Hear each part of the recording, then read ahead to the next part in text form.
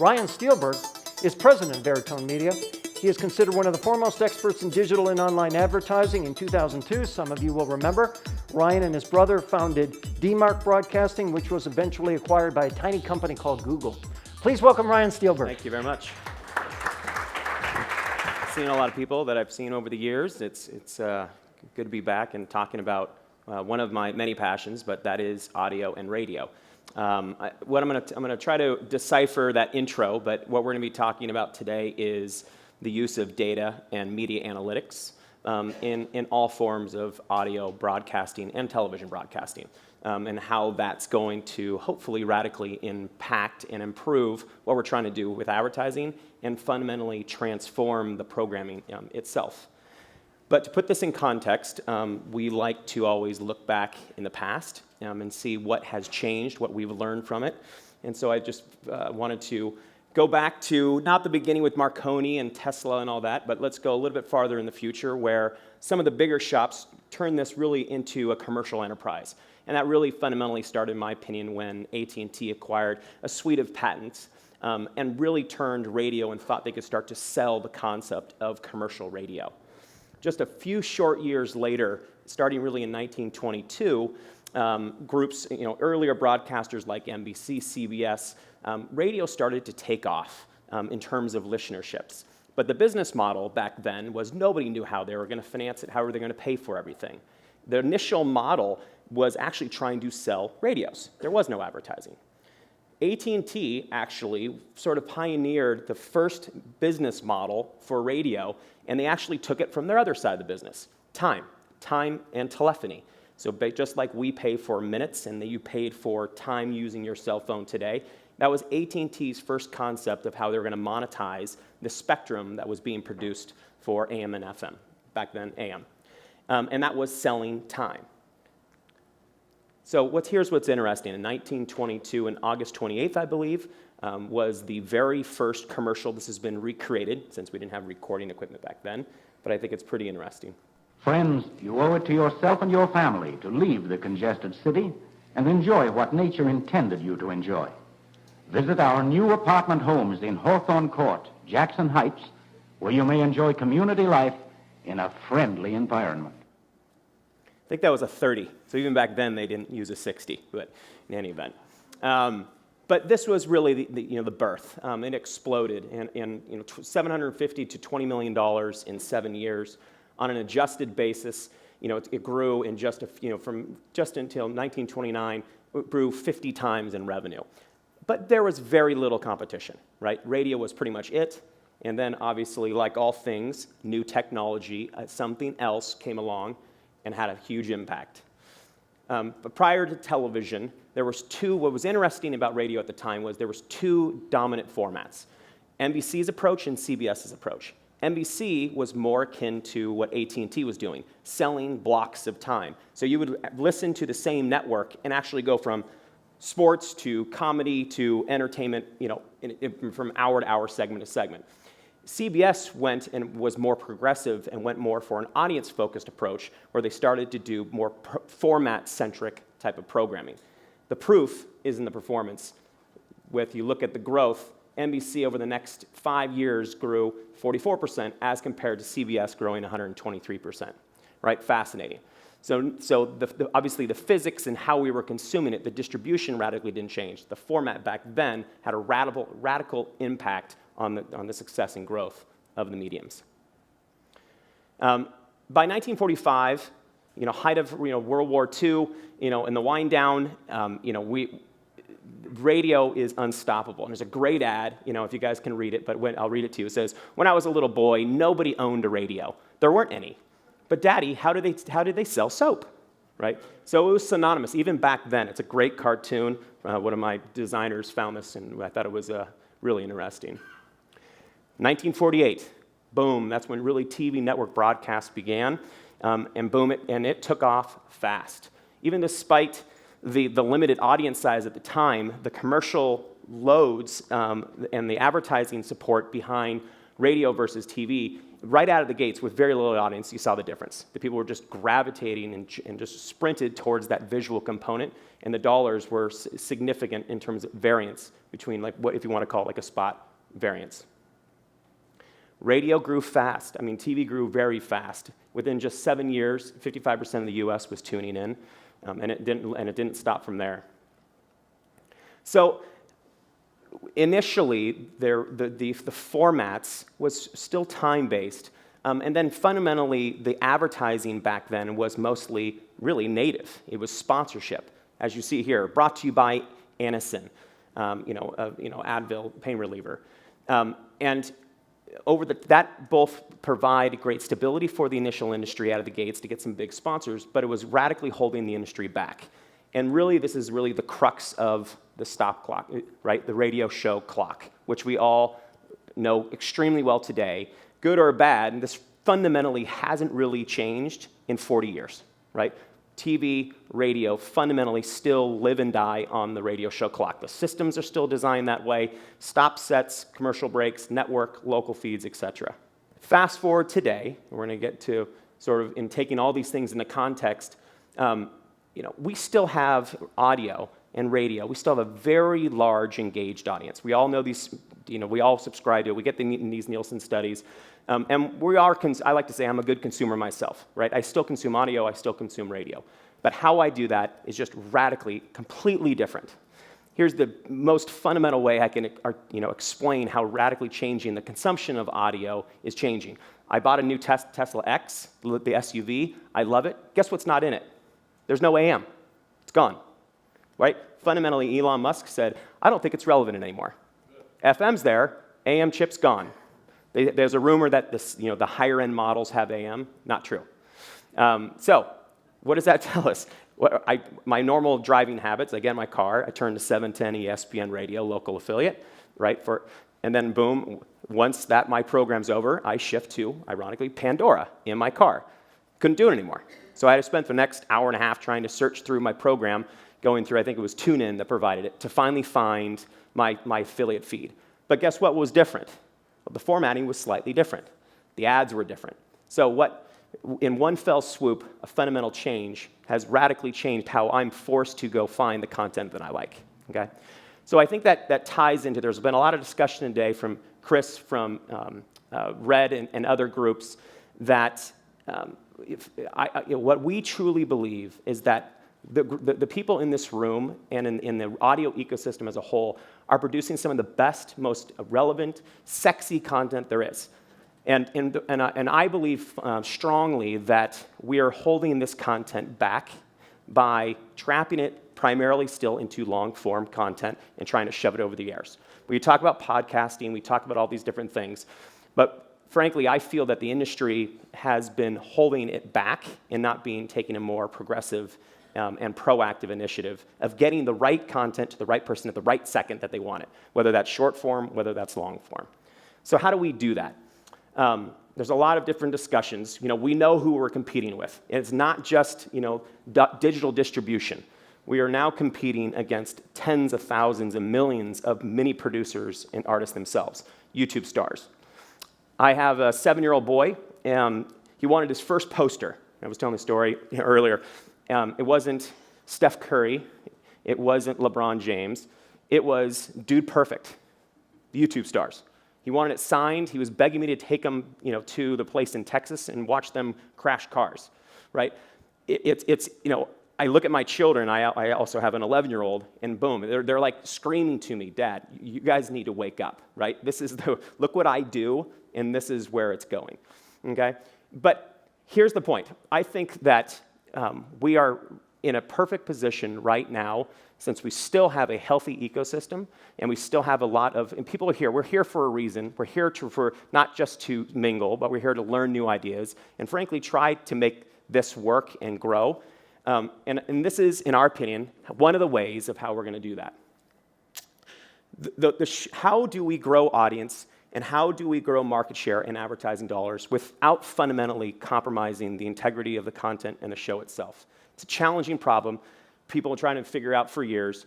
But right now, we don't know, the luxury for us is gone. We have to change, right? Or fundamentally, it will be replaced by something that consumers want and can consume immediately.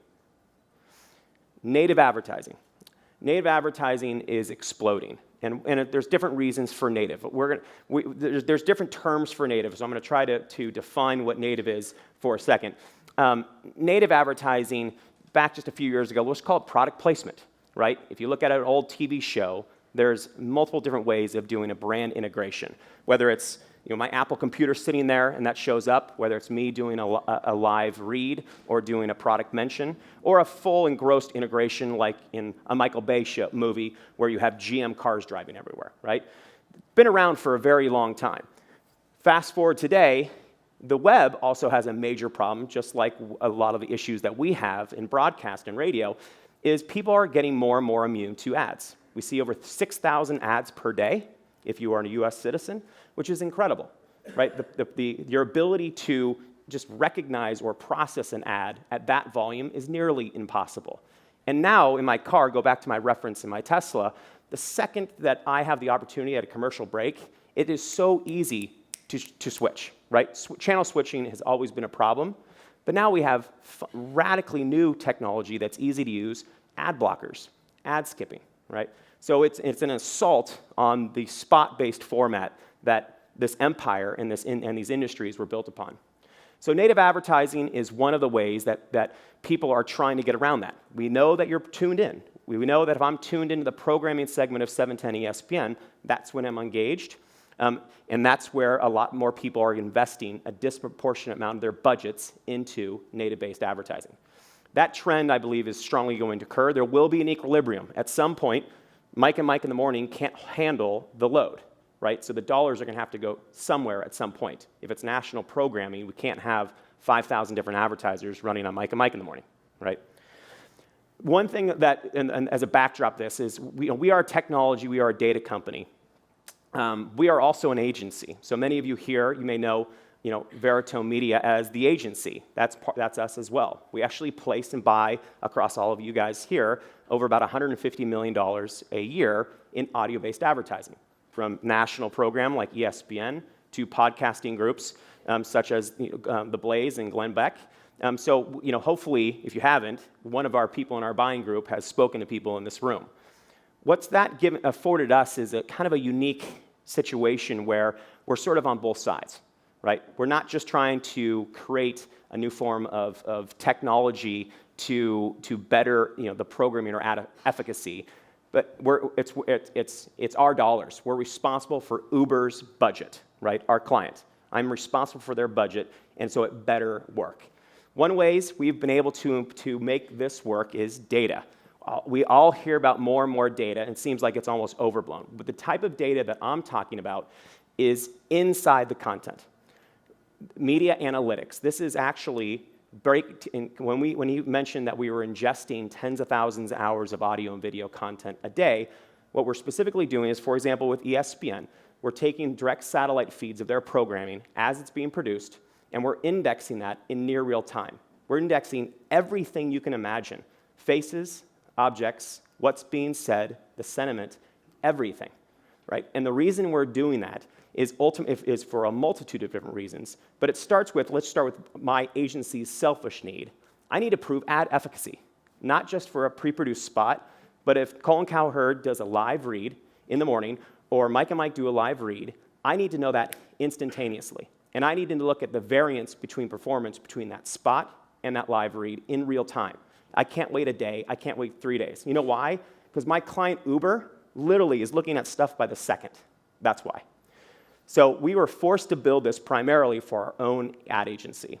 And what happened is our partners, our media partners, reached out to us and says, hey, can we get some of that tech for our own radio stations, for our own networks? So we started licensing the software as a SaaS-based model to third parties.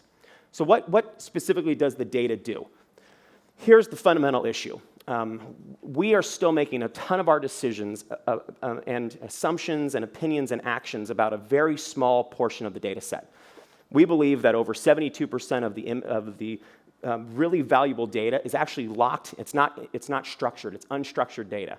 not to get too technical, but what Google searches, websites, it's already been put into text-based format. So if you look at audience impressions or uniques, right, roughly that's structured data.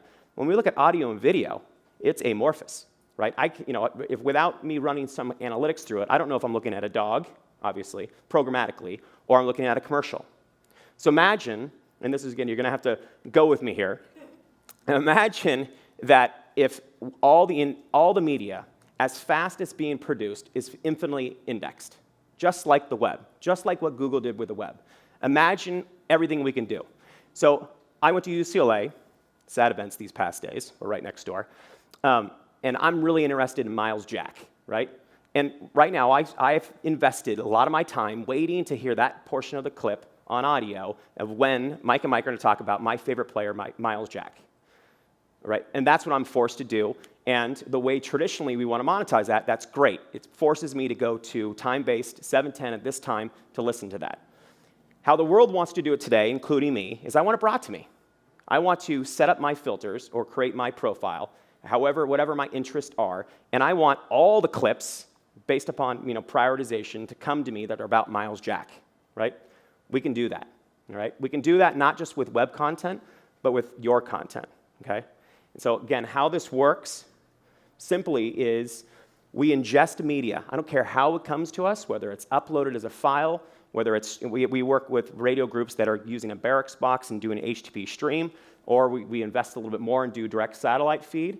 So we take in all this content, and based upon what the business requirements are, we run a series of engines. We call them little IBM Watson-ish here, is cognitive engines. In general, what those are turning this analog amorphous data into structured data and metadata.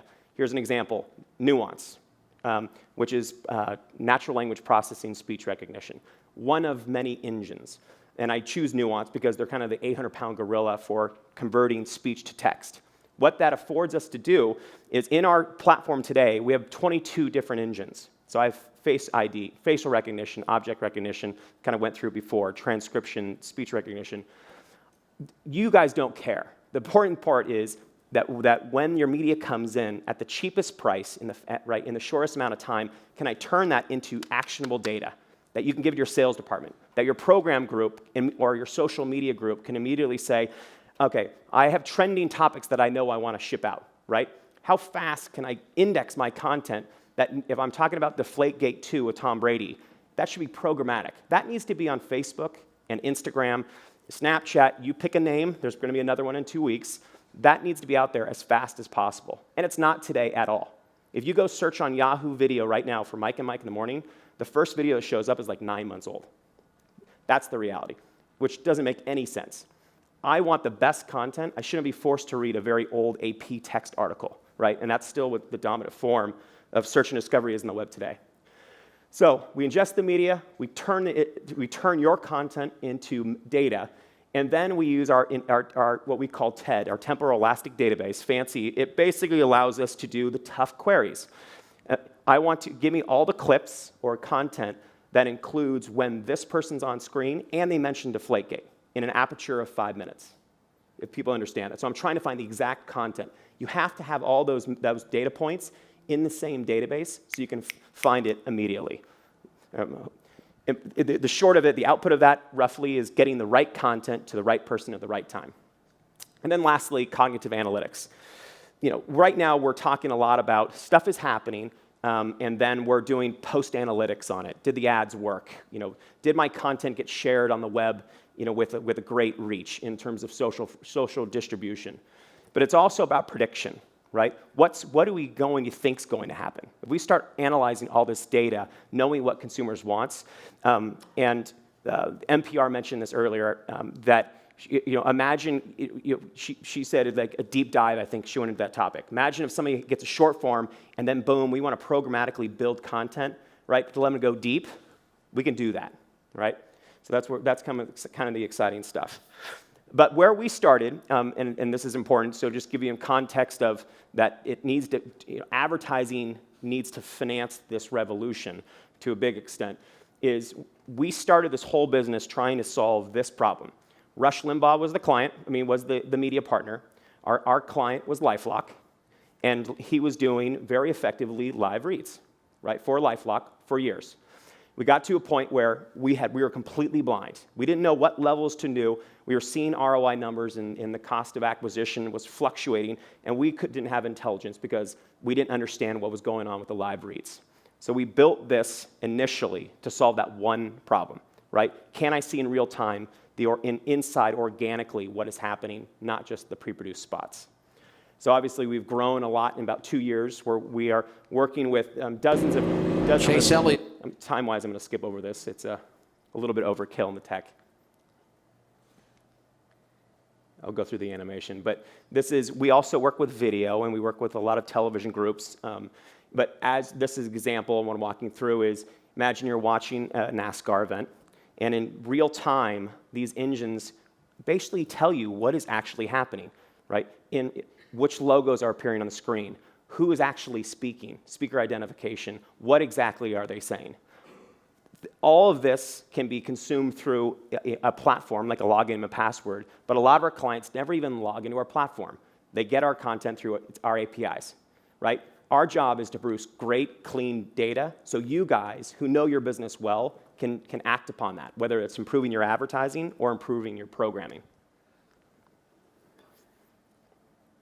So, the crux of it is, we believe fundamentally that having better insight to the data about your media will drive revenue significantly. You'll be able to fundamentally prove to your advertisers what's working and what's not working, period. We're doing it right now on our agency side, right? And we have some of the biggest audio-based clients that are in the space right now. One of the reasons, not that we're bigger than Starcom, right? One of the reasons we have those accounts is because of this tech, okay? Second is engage and grow audiences. I was touching upon this. This is fundamentally huge. I mean, this should dwarf any concerns we have about advertising. We need to get the right content to the right customer immediately when they want it. And the only way to do that is you have to be everywhere. I don't care. I have no loyalty to podcasting, radio. These are all different formats of consumption. We need to be there when they need it. And the only way to do that is you need to be infinitely indexed immediately. And then lastly, operations. I mean, there's a lot, we were talking earlier that people are still sitting around and literally watching TV and marking and doing logs. Did Tom Brady catch the football, right? Those manual efforts can be greatly reduced or eliminated completely by taking advantage of indexing technologies, right? So imagine now, just let your host talk. Let them be great, right? Let them do what they do well, but create a data set that's following them, if you will. So if they happen to talk about something that is trending right now on Facebook, boom, programmatically it's out there, right? And obviously you're going to have an ad there, right? So there's ways to monetize this as we go. So we're working with a bunch of people in the room. We license our tech to other agencies, advertising agencies. We work with a lot of our clients. Almost every single one of them have direct access to our platform, so they actually ingest the output of the data that we're producing, and they bounce that up against their Google logs or their search query traffic or their web logs to see what's working and what's not working. And then just about 6 months ago, we started actually partnering with some of the premier content groups, Westwood One, ESPN. And we're not just trying to focus on ads. We are passionate about fundamentally transforming the media, right? Because it's not dying, but I believe we are failing by not getting it out there faster, right? And somebody else, I forgot who mentioned it, but if we don't address that, my son, who's interested in do perfect with something, he's going to go find that content himself. So I was talking fast, but that's kind of what we're doing. I appreciate it. Thank you.